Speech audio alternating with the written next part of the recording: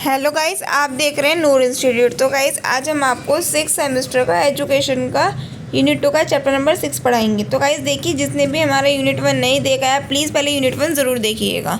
हमने प्लेलिस्ट बना रखी है तो आपको वीडियो सर्च करने में भी कोई मुश्किल नहीं होगी। तो देखिए, जो हमारा चैप्टर नंबर 1, 2, 3, 4 एंड 5 था वो हमारे यूनिट 1 में था। एंड जो आज हमारा चैप्टर नंबर 6 स्टार्ट होता है वो स्टार्ट होता है यूनिट नंबर 2 से।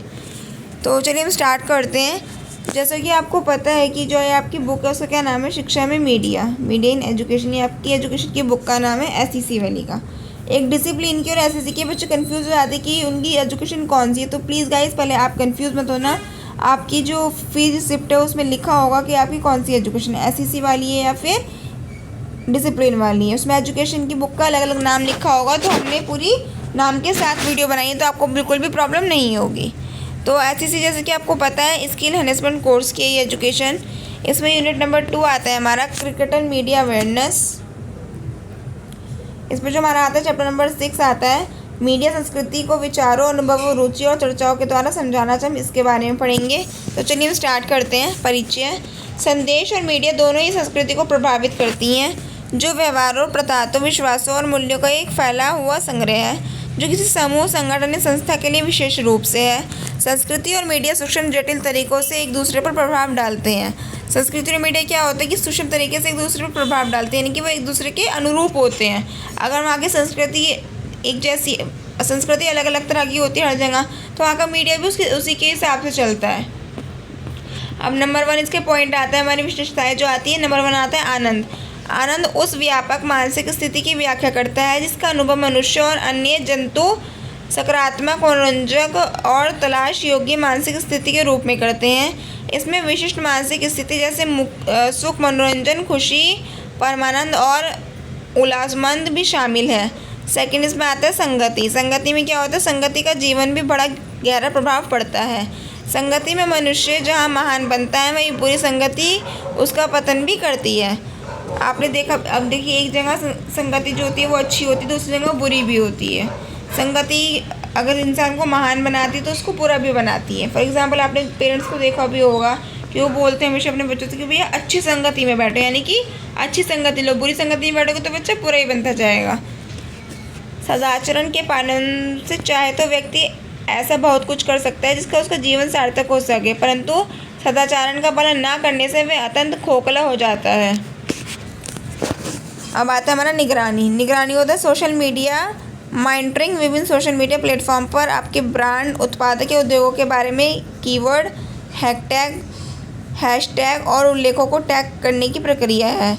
ये आपको ब्रांड भावना और संतुष्ट जैसे मार्कर्स को मापने में मदद कर सकता है और नई पोस्ट और मार्केटिंग अभियानों के लिए प्रेरणा एकित कर सकता है, यानी कि निगरानी करना हैशटैग के माध्यम से। जैसे कि हम अपनी वीडियो में हैशटैग करके डालते हैं तो बच्चे कोई भी सर्च करते हैं यूट्यूब पे जाके तो हमारी वीडियो भी आती है उसमें। तो ये क्या होती है, हमारी यूट्यूब निगरानी कर रहा है वीडियोज़ की।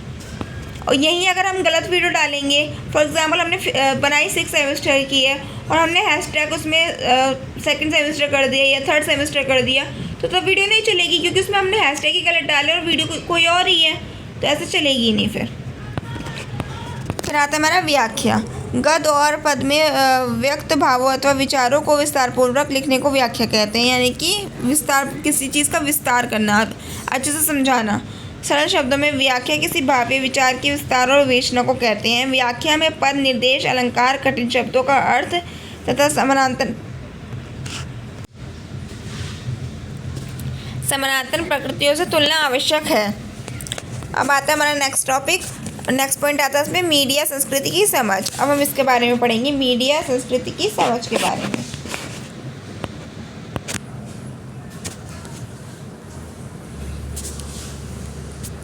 अल्थाइड और स्नो के अनुसार मीडिया संस्कृति का अर्थ है कि एक संस्कृति के भीतर मीडिया तेजी से अन्य संस्थानों जैसे राजनीति, धर्म, खेल को प्रभावित करता है, जो एक मीडिया तर्क के साथ निर्मित होते हैं, यानी कि मीडिया के थ्रू ही संस्कृति सबसे आगे बढ़ती है। फॉर एग्जाम्पल अभी कोई मंदिर बनता है या फिर कोई मॉस्क बनती है तो क्या होता है कि मीडिया के द्वारा लोगों को दिखाया जाता है कि यहाँ पे ये बन रहा है, ये बन रहा है। तो क्या हुआ, जैसे धर्म प्रभावित हुआ है, ऐसे कि धर्म की चीज़ें बन रही हैं तो उसमें मीडिया दिखाया गया है।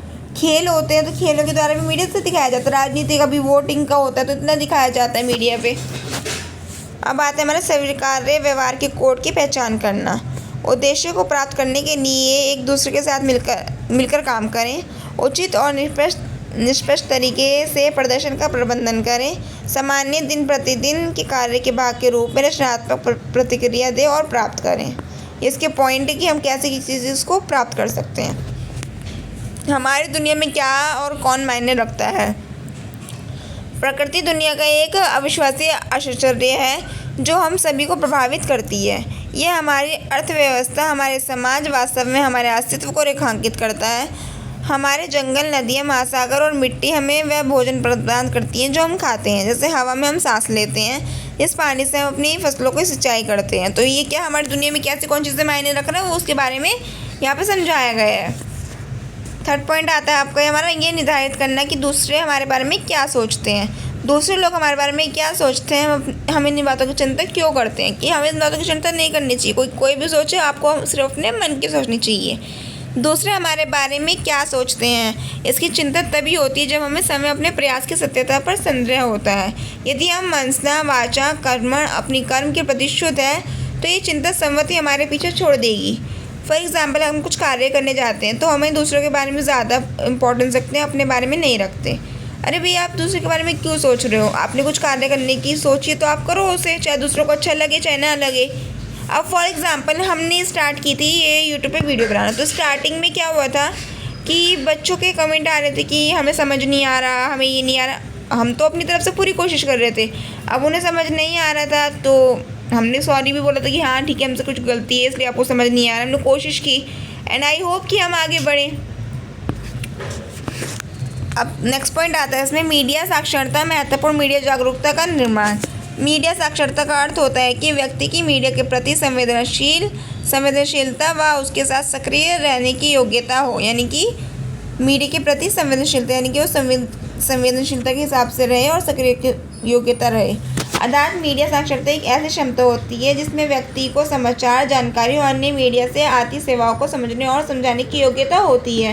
यानी कि एक्सपीरियंस होता है कि हाँ कि मीडिया की जो भी सेवाएं आ रही हैं हम उसको समझा सकें, समझ सकें। मीडिया साक्षरता आवश्यक होती है क्योंकि मीडिया एक अत्यंत महत्वपूर्ण स्रोत है जो समाज की समस्याओं, विवादों, नीतियों और क्रियाकलापों को बताने व व्याख्या करने के लिए उपयोग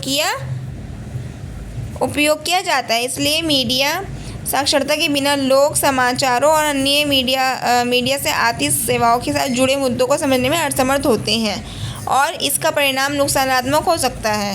यानी कि किसी व्यक्ति को भाई मीडिया तो समाचार तो आ रहे हैं लेकिन अगर उसमें कोई समझाने वाला नहीं होगा, मीडिया साक्षरता करने वाला कोई नहीं होगा तो किसी को समझ नहीं आएगा। कोई है कि समझ सकता है, कोई ऐसा है कि नहीं समझ सकता। कोई पढ़ा लिखा नहीं होता तो उसको एक जैसे मीडिया में अभी समाचार में आता है, एंकर बोलता है वो, तो उससे क्या होता है वो समझाता है तो लोगों को समझ आ जाता है। तो गाइस देखिए यहाँ पे जाके वीडियो ख़त्म होती है। आज की वीडियो में इतना ही। अगर आपको हमारी वीडियो पसंद आई तो प्लीज़ वीडियो को लाइक करें और अगर आप हमारे चैनल पे न्यू है तो प्लीज़ चैनल को सब्सक्राइब करें। Thank you so much.